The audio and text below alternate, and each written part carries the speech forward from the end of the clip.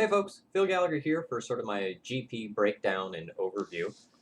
Kind of throwing this video together quickly, did a bunch of recording tonight, so I'm not going to take time to pretty this up. You get a picture of my notebook today, so apologies for that, but the content's going to be good, I promise you that. So I ended up 53rd at the GP with a record of 11-4. I just want to kind of hit some highlights of things that I learned from the event, as well as sort of like takeaway messages for everyone there. So first I played in the PTQ, and I ended up going 4-2 there, with losses to Rug Delver and Food Chain. If you take a look at the column over here for the GP stuff, I also lost to Rug Delver in the GP. But before someone goes and says, hey, you lost to Rug Delver every time you played it, it's a bad matchup. No, it's not true. The stars aligned in such a ways that I lost my Rug Delver matchups. But the matchup's very good.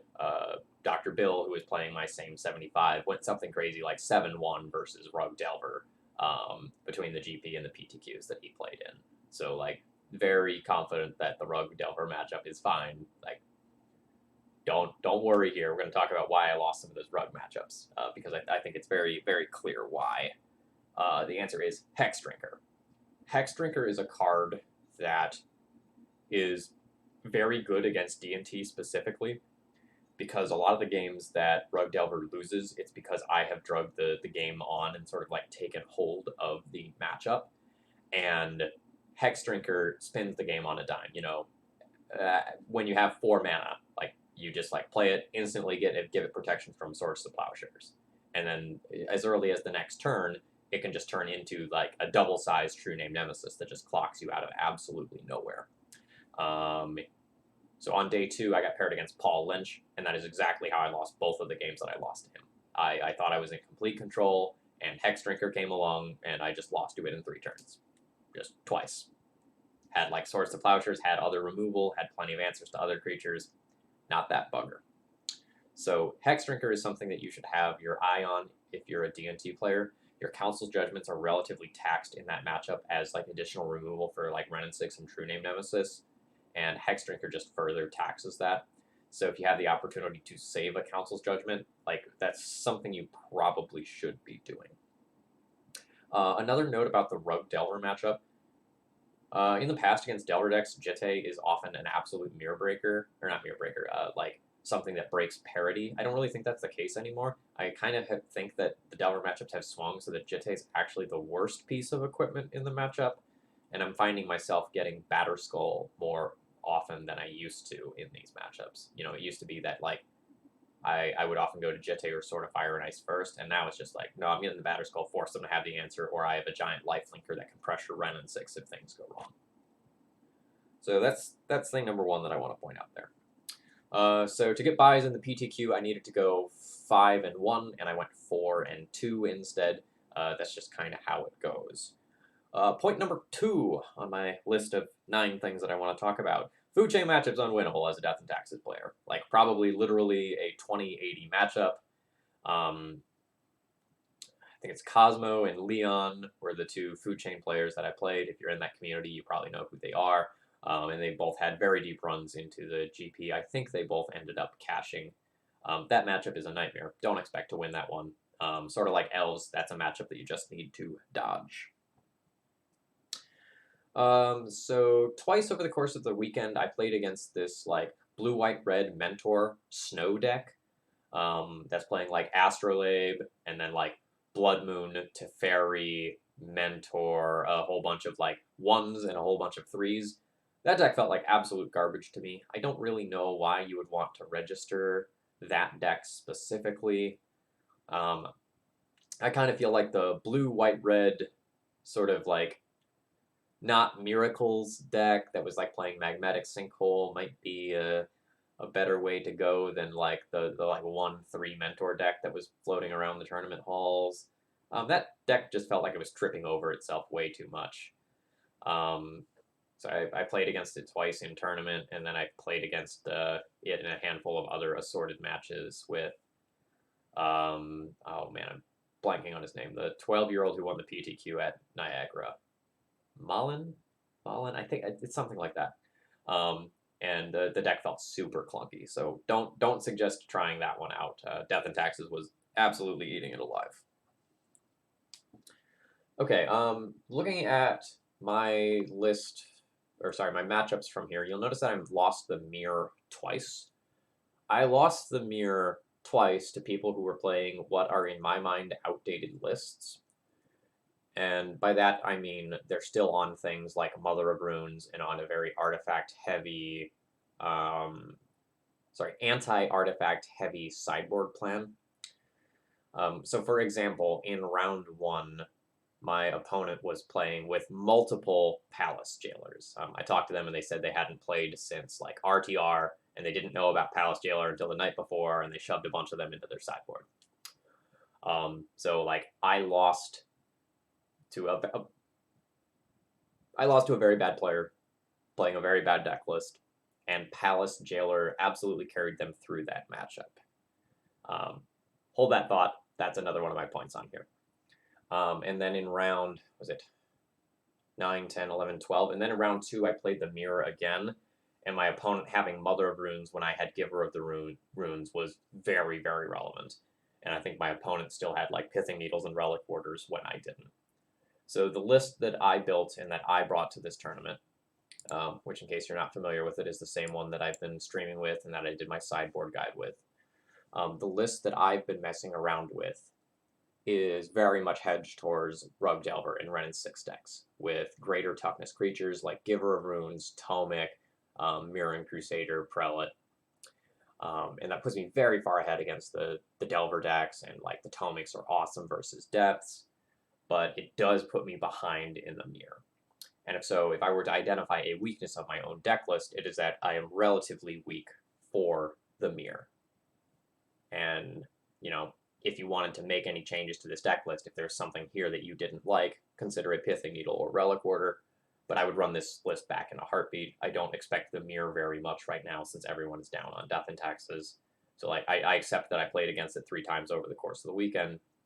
I got 1 out of the 3. I felt like I was the better player every time. But like sometimes you lose the Jitte War or the Monarch War. And that's something that I want to talk about. So conventional knowledge is that the Death and Taxes mirror is dominated by the card Umezawa's Jitte. I'm not entirely sure that that's true anymore. I also think that Palace Jailer is about as good a card as Umezawa's Jitte in the mirror, and that holding the Monarch is a subgame that is just as important as the Umezawa's Jitte subgame. So to give you an example, my opponent in round 1 had multiple Palace Jailers, and it very much mattered. So, like, I think they played a Jailer and became the Monarch. I played my Jailer, took their Jailer, become the Monarch. They played a second Jailer and just completely trumped me out of that game. And that sort of thing happened twice, where, based on a stock deck list, there's no way I'm possibly losing those games. And then my opponent played another Jailer that I wasn't expecting, and it was absolutely devastating. Similarly, I came back from some absolutely devastating boards just by holding the Monarch for a few turns. So I think holding the Monarch is so important that even if it means doing some crazy things, like intentionally throwing away creatures, or like using your Jitte counters to kill your own creatures or something like that, so that like you can remain the Monarch, I think it is important to do so. I think the Monarch subgame is just as important as the Umezawa's Jitte subgame. More generally, Palace Jailer is a very strong card right now. I don't think it's crazy to go up to a second copy. Again, if I were going to run another tournament next weekend, I would play this 75 again. But if you're looking to make any changes, a second Palace Jailer is probably not crazy. That card was very good for me this weekend. Speaking of very good, Tomic was probably the best card in my entire deck all weekend. And that is not something that I expected to say going into the event. I very much expected that Tomic was going to be a good card, but if you kind of look at my matchups, it was super impressive. So against Rug Delver, it protects your lands from Wasteland, it stops Renin 6 from plussing, it trades with Delver. That's huge. Against Depths, it basically shuts off their entire deck. Against D&T, it stops Wastes, Ports, like, it's not necessarily the best there, but it's also just a 2/3 flyer that gets in over a stalled board. And having flyers is really huge in that matchup. Against lands, again, it does so much there. Lands, more pseudo lands. Like, Tomic was absolutely doing work all the time in the matchups that I was seeing, either directly as a hate card or indirectly as something that was just like aggressive and could trade with other flying creatures. I don't think you can play more than 2 Tomic due to its legendary status. It's not as objectively powerful as Thalia, so you can't just like jam your 4 in your deck and call it good. But I was very happy to have the 2 that I had, and I don't see myself going to any other number other than 2 of that card right now. Just super impressed all in all by that card. It also did some like strange things I wasn't really expecting it to do. So for example, I played against Eldrazi, and my opponent was playing Mishra's Factories, and they couldn't go and like pump Mishra's Factory with that land due to the hexproof. So it was just super relevant in places that I didn't even expect it to be good.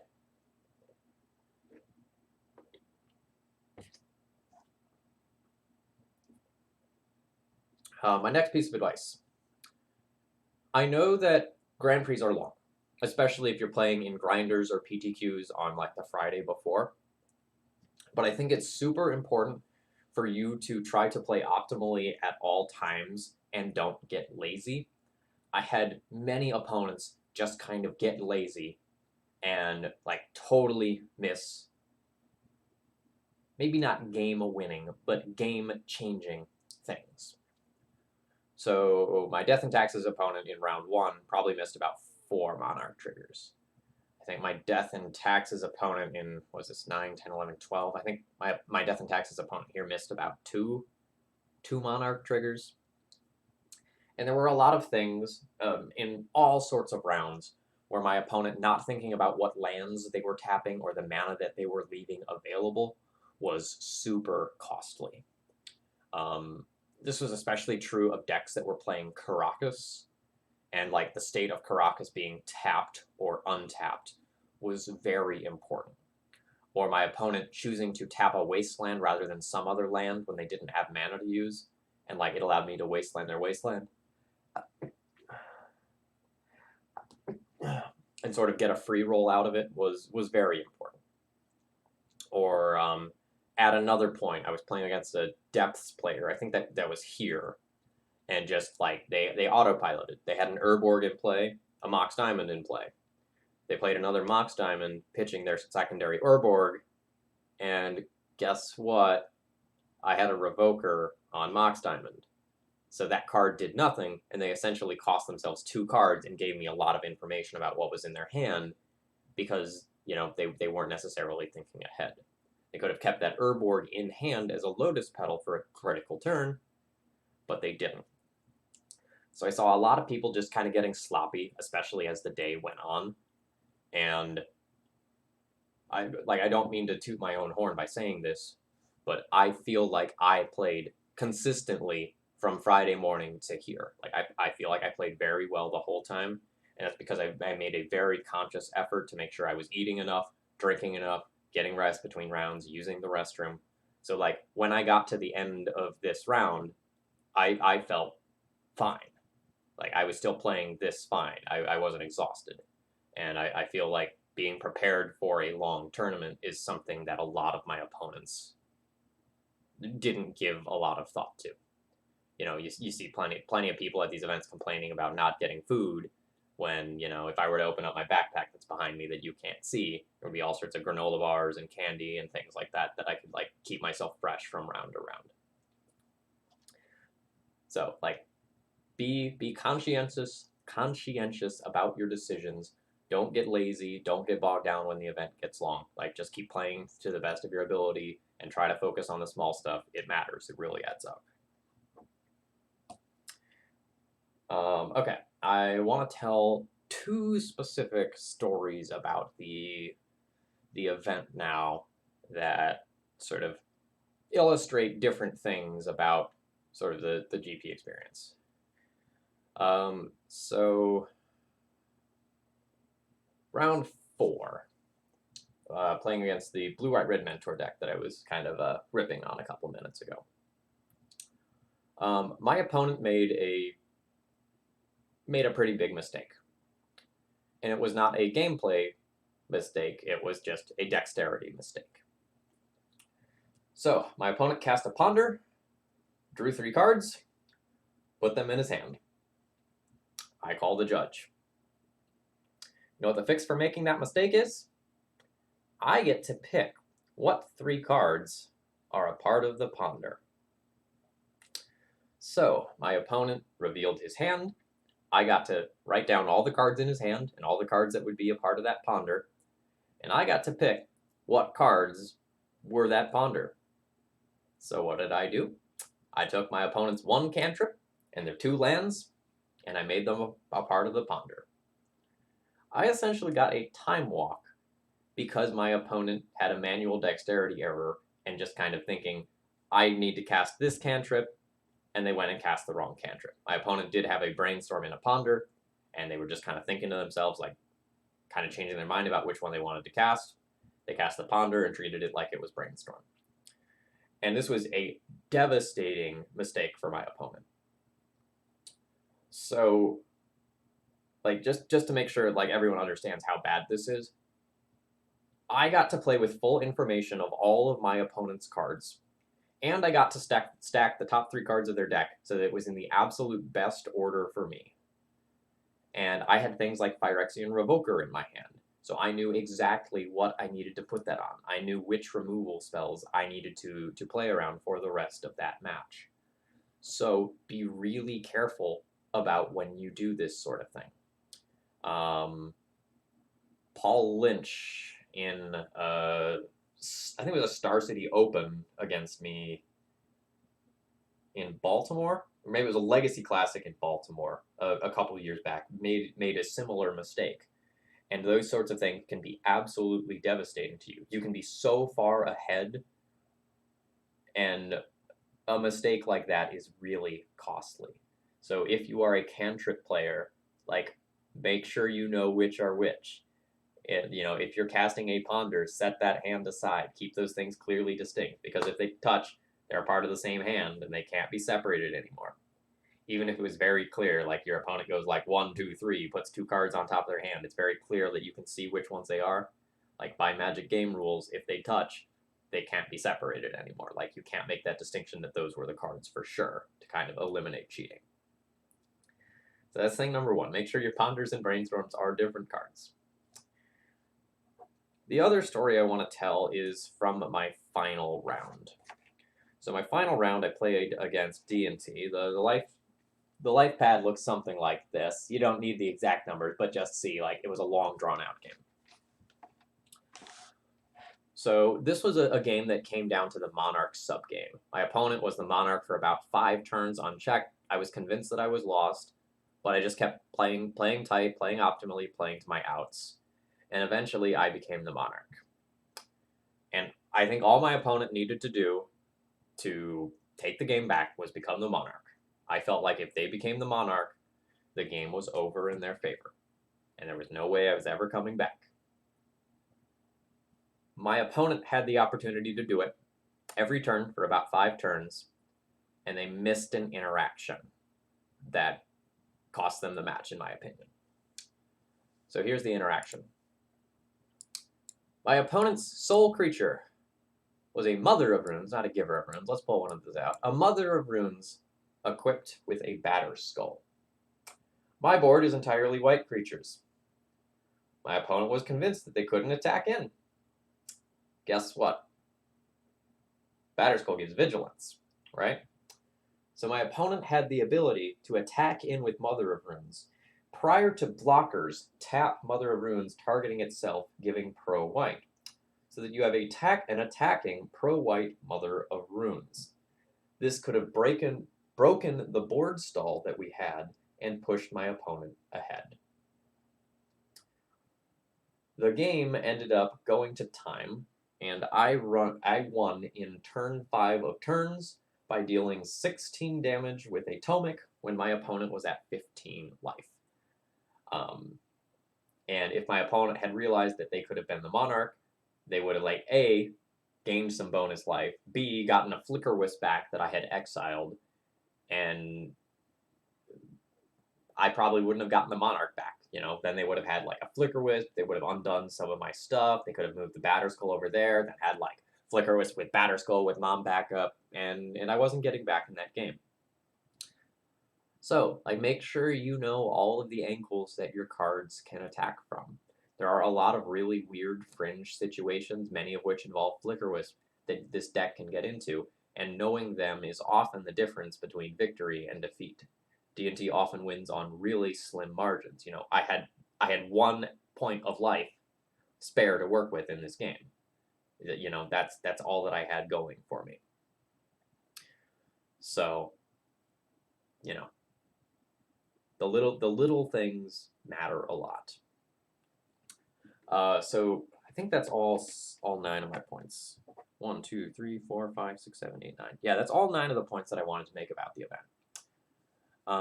So a couple last closing thoughts. Number 1, D&T feels fine against the winners metagame. So once I was sort of like paired against decks that I expected to see, I felt really good. Many of my losses this weekend were just to unwinnable matchups. So like I lost to Food Chain twice. There's nothing that I can do about that matchup. I'm not basically winning that one unless I get extremely lucky and my opponent gets extremely unlucky at the same time. Number 2, my deck list is a little weak to the mirror, but I think that's fine. I'm pretty confident that I can outplay my opponents most of the time, but, you know, if you are picking up my deck list, be aware that if other players are playing older versions of the deck with, like, moms and more artifact removal, you're going to be soft to them. So just keep that in mind. The other thing that I wanted to point out is that I saw a relatively diverse set of decks this weekend. You know, Delver, Food Chain, Reanimator, Depths, Sneak and Show, Mentor, D&T, Lands, very different Lands deck, Loam, 4-color control, Stifle Knot, Red Prison, Eldrazi. Those are all the distinct decks that I played against this weekend. So even when you go to a GP expecting to play against Rug Delver 17 times, that's not necessarily what's going to happen here. Thank you to everyone who stopped me and talked to me. I received a lot of praise for my work over this weekend, and it means a lot. I received a donation to play, you know, what he called Dealer's Choice, but I decided it will be Maverick. So expect to see a Maverick stream in the not-too-distant future. And as far as content creation goes, I have a Red Prison stream coming up on Tuesday night, which I guess will be either tonight or tomorrow night for you, depending on when this video ends up going live. I'm going to have a Maverick stream on Saturday, and then I'm going to be looking to play some decks like Humans and Loam and Slivers that are maybe going to be fun, but I haven't necessarily had time to get around to. So thank you all so much for your support and kind words at the GP and the congratulations afterwards. It means a lot. And finally, thank you very much, or not thank you. And finally, congratulations to Cyrus. Cyrus Cormagill, you know, you deserved a win at this event. You played very well from the few matches that I got to watch. It's a real shame there isn't video coverage, but, you know, I got some of the play-by-play from Anurag, and that was awesome. And to everyone else, you know, keep taxing, keep playing Legacy, and best of luck to you in whatever you're doing. Cheers, folks. Have a good night.